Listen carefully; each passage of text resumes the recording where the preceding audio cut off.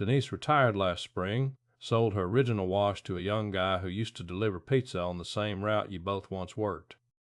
You went to her retirement lunch and didn't say much, just watched her laugh with people who still think she spent 30 years taking tolls and nothing else.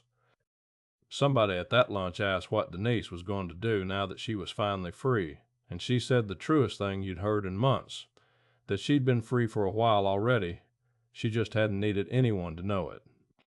He thought about that the whole drive home, past exit 14, past the wash you bought from Frank, with $4,200 and a shaking hand, past every location since, and understood for the first time that none of this was ever really about the money sitting in the accounts. It was about the exact moment you stopped needing the toll booth to be the whole story, even while you kept showing up for your shift the next morning like nothing had changed at all.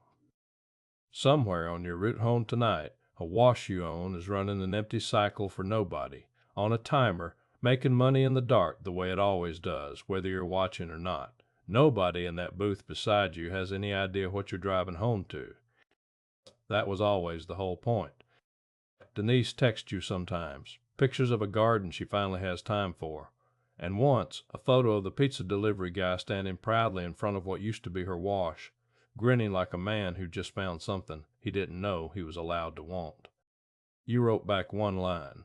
Tell him to check the drain before he checks anything else. It's the only advice that's ever actually mattered.